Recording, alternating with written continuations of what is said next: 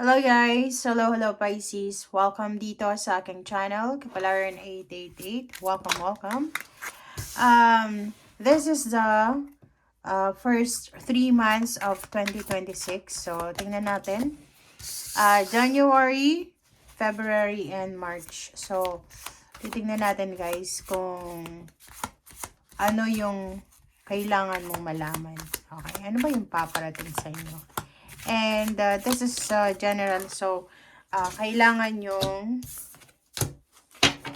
gamitin ang iyong intuition sa panonood. Okay? So, yun. Meron kang mga baraha dito. There's a Knight of Swords, Two of Cups, merong High Priestess, merong Queen of Swords, and merong the Hermit. Okay.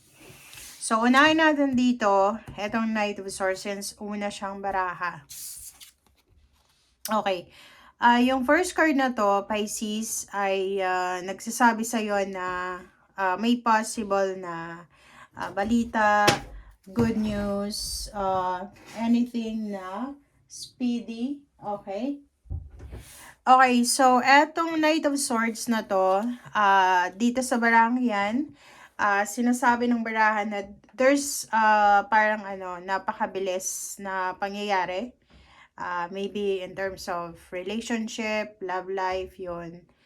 Family life. Basta intense na possible na mangyayari. Okay?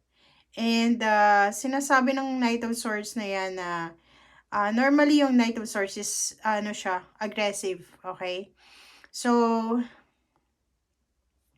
sinasabi sa'yo ng Knight of Swords na kailangan natin na magdahan-dahan. Okay? So, we need to be careful.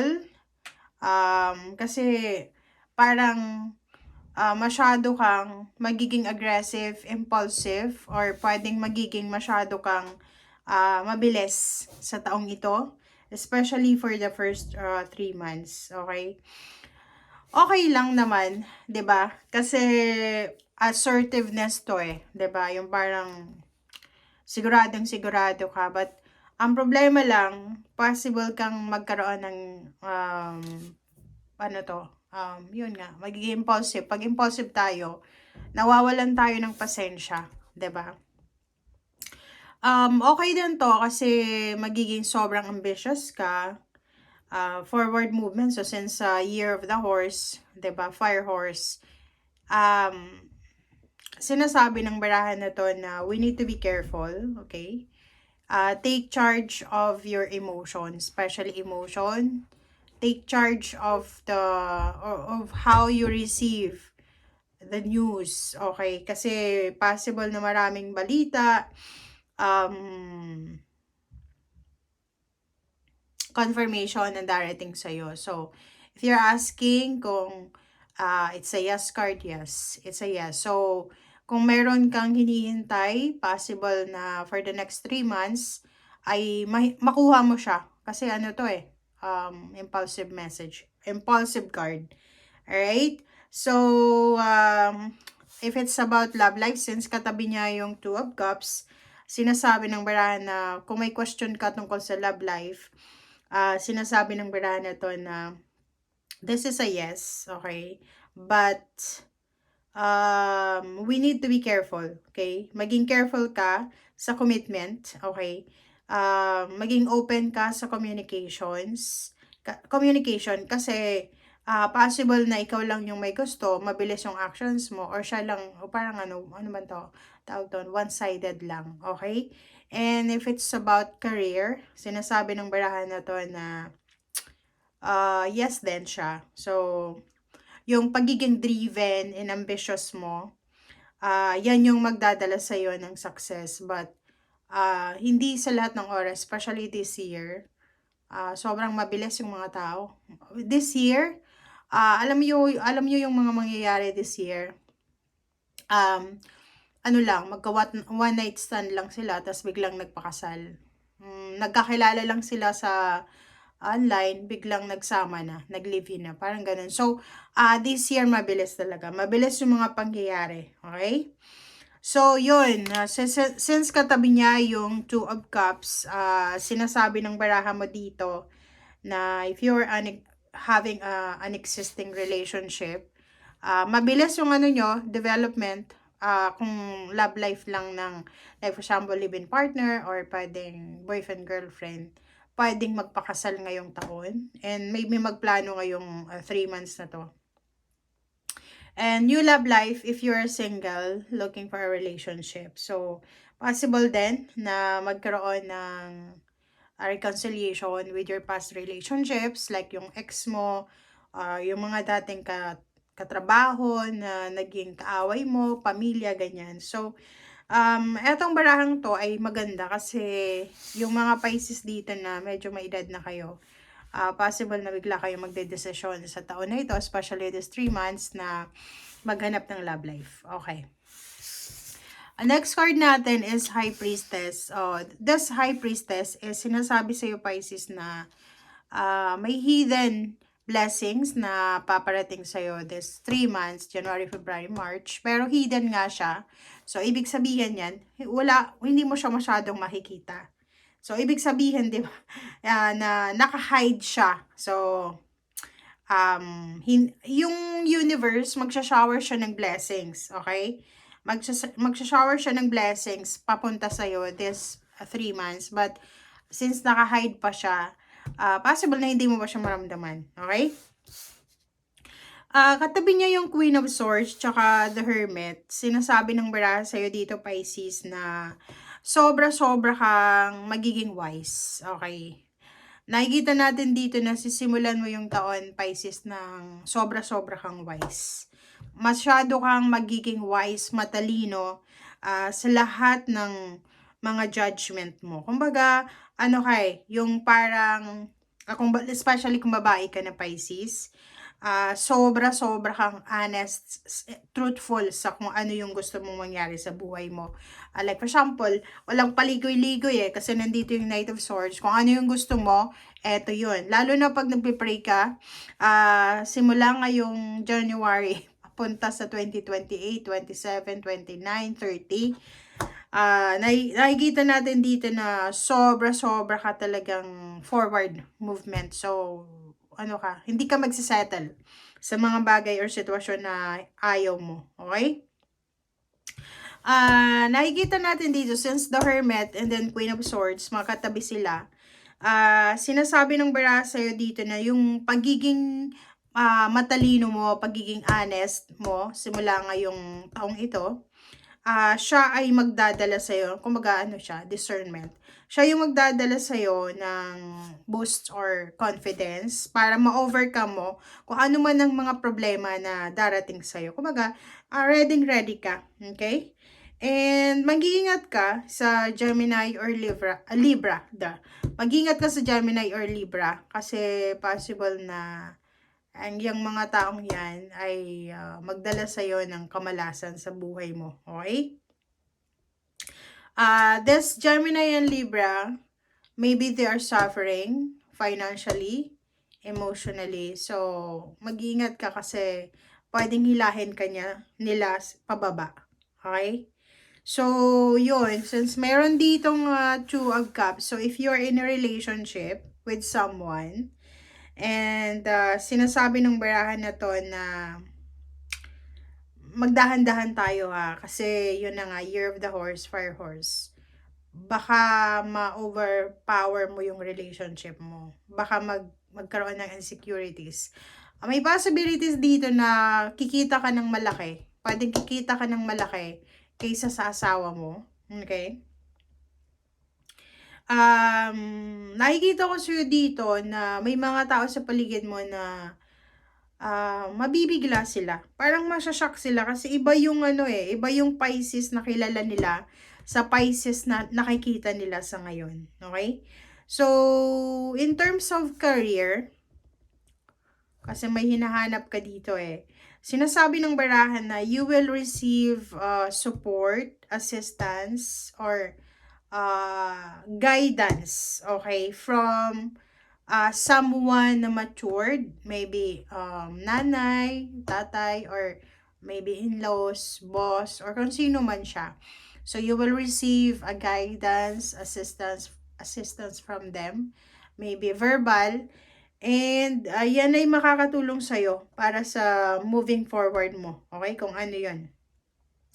And sinasabi ng bara sa'yo dito na pay attention sa paghawak ng pera. Okay? Pay attention. Wag kang masyadong maging generous ngayong 3 months na to. Maging maingat ka, maging matalino ka sa pag-handle ng salapi. And nakikita mo to, yung direction mo dito, parang kahit na pinapakita na sa'yo ng baraha, di ba? Parang pinapakita na sa'yo ng universe na, Pisces, eto yung direction na kailangan mong tahakin. But ikaw, the Hermit, kailangan mo pa rin na isigurado. Yung parang kailangan mong i-double check kung tama ba tong direction ko or hindi. Okay? Alright. So, tingnan natin. Let's clarify, Pisces, kung ano pa ba ang message na pwede sa'yo or pwede para sa'yo. Alright. So, Knight of Swords and Two of Cups. There. You are the light. It is safe to step fully into your light. So, sa relationship, yun, walang masyadong problema sa relationship mo. Going stronger, yun yung sabi ko. If may mga naging ex pwedeng bumalik, makibalita sa'yo. Kung yung karelasyon mo hindi masyadong kumikita financially, ikaw yung magiging strength niya. 'Di ba? Parang halimbawa, ikaw ay mapopromote, tataas yung position mo, tataas yung sweldo mo. So, ikaw yung parang magiging breadwinner ng family. Parang gano'n. Okay. Two of Cups and High Priestess. Yun. May mga ex kayo or may mga lihim na nagkakagusto sa inyo or may mga lihim na yung parang may asawa ka na or in a relationship ka pero may mga yung tinitingnan ka pa rin, Pisces, kasi parang interesado sila. They are just curious, parang curious sila. Etong Pisces na to, ang galing niyang magdala ng relationship, parang ganun. May mga, lalo yung babaeng Pisces, may mga lalaki na mako-curious sa'yo sa 3 months kasi maisip nila, ang galing mong mag-manage. Okay, dalawang baraha. Kangaroo and Elephant. Okay, this one is for the High Priestess and Two of Cups. So, kung makikita mo dito, courage, you are being tested. Have faith and stand in your truth. Grounding, Elephant. Ground your energies and emotional deep into the earth. So, yun. Yun. Kasasabi ko lang kanina, so if you're in a relationship, pwedeng mas kikita ka ng malaki ngayong 2026 kaysa sa karelasyon mo. So, you need to be grounded. You need to be humble. Kasi minsan, di ba, may tendency na kung sino yung kumikita ng malaki, parang siya yung hari sa pamilya. Parang siya yung magli-lead ng family. No. So, kasi ito, sinasabi ng bara, we need to be emotionally, physically, financially grounded. And, if you will, parang matest ka, if you will experience trials na pwedeng magdala sa'yo ng pagka-burnout. Have faith and stand your truth. Okay, stand in your truth. Alright, so tingnan natin. High Priestess and Queen of Swords. High Priestess and Queen of Swords. Pisces. Okay, Raven. Wise woman, sabi na. A change is coming. Forward movement to Queen of Swords. So, sinasabi ng bara sa'yo, Pisces, na ihanda mo yung sarili mo. Talagang, etong barahang nauna, talagang sinasabi na talagang may mangyayaring pagbabago sa buhay mo. So, change, transformation, transition, an alchemy, ang paparating sa buhay mo. So, etong, alam mo ba, habang nagbabasa ako, parang mayroon akong nararamdaman na excitement. Di ko alam.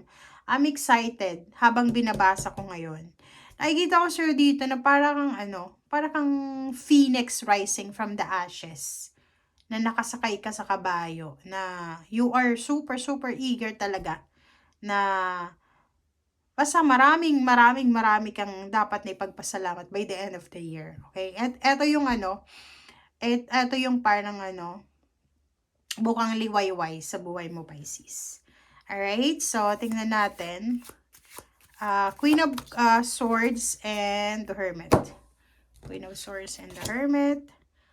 Gaia's Gateway. Gaia's is Virgin Mary, diba? So, kung makikita mo dito, Dragon. So, 2025 is Year of the Dragon. And Pisces, sinasabi ng bara sa'yo dito na access Earth's inner wisdom. So, yun, this Earth inner wisdom, this is finances diba? Tangible things, material things. So, sinasabi ng bara sa'yo na, para yun nga, dragon, parang phoenix rising from the ashes. Parang ikaw, Pisces, ay babangon ka. Babangon ka sa matagal mong pagkatulog.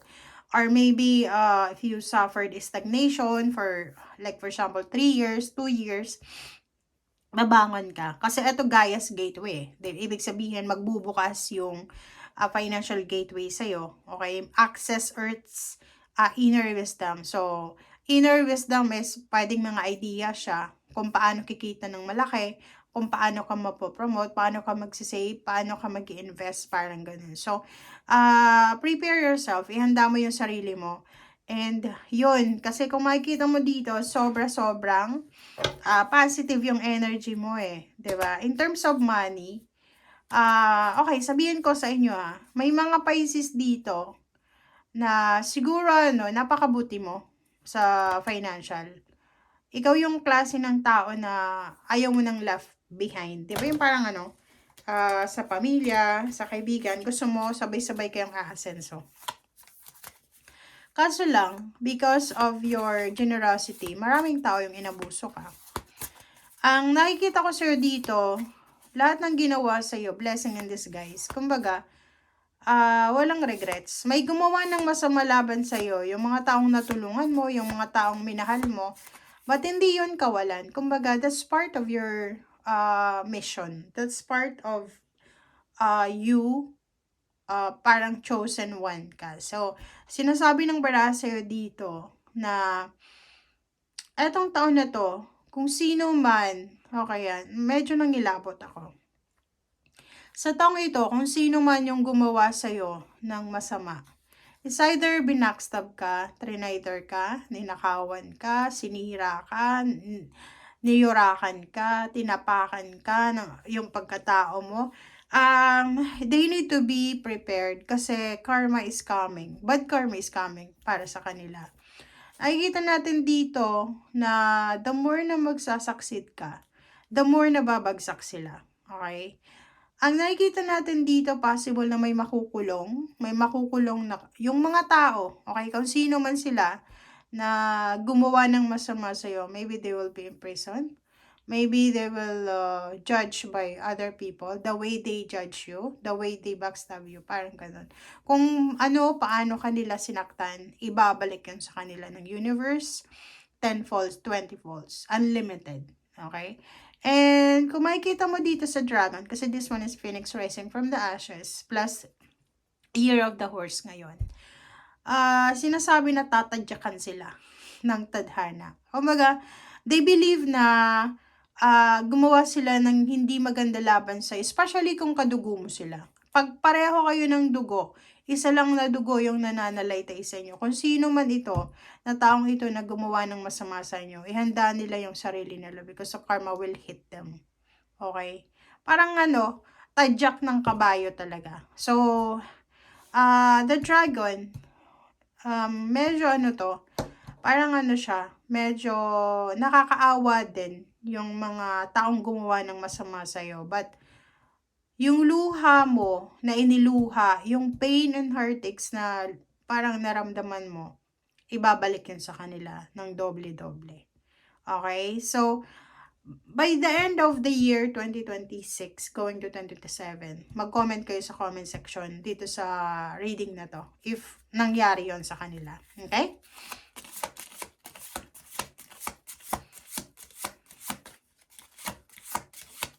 Kaya nga, diba, sa mga zodiac signs, Pisces, Libra, sila yung mga tao na wag nating kakantihin. Kasi talagang, alam niyo ba, yung Pisces at Libra, sila yung zodiac signs na meron sila talagang guardian angel. Mayroon spiritual helpers sila. Lahat ng zodiac sign mayroon na spiritual helpers. Pero, yung, okay, explain ko lang This is just a quick explanation. Lahat ng tao, mayroon tayong spiritual helpers. Lahat tayo mayroong guardian angels. Pero, yung Pisces, tsaka yung Libra, sila yung dalawang zodiac signs na inaabuso ng tao, inaabuso ng mga tao, pero hindi sila lumalaban. So, instead na lumaban sila, yung guardian angel, hindi yung guardian angel nila, they're guiding them na maging mabuting tao. And the spiritual helpers, they are the one na parang sila yung pumuprotekta sa Pisces and Libra. So, yung ibang zodiac signs, meron din silang spiritual helpers. But since they are fighting, like, for example lang natin Aries, Leo, Sagittarius. Ito yung mga zodiac signs na palaban. Palaban talaga sila. Hindi nila kailangan ng guardian angels or spiritual helpers. Kasi sa personal, lalaban talaga sila. So, alam ng guardian angels nila and then the spiritual helpers na kaya nila kahit walang tulong. So, ganun. Pero yung Pisces and Libra, alam ng mga helpers nila na spiritual helpers na hindi nila kayang lumaban sa kung sino man na gumawa ng masama. Kasi alam nila yung puso ng Pisces tsaka Libra. Tingnan mo, water sign, Pisces, Scorpio, and Cancer. Pero yung Pisces, iba ang ugali niya sa Scorpio and the Cancer. Diba? So, hindi natin masabi na lahat ng water sign pare-pareha. No. Kasi between water sign and Scorpio and Cancer, Pisces yung pinaka talaga naaabuso. Okay? Kasi mahilig silang magpatawad and they attract. Kayo mga Pisces, you attract negative, toxic people. Kasi alam ng mga toxic na yan na kaya nyong magpatawad, kaya nyong magpasensya, parang ganun. Okay, so let's check. Ano ba yung last message sa'yo ng baraha?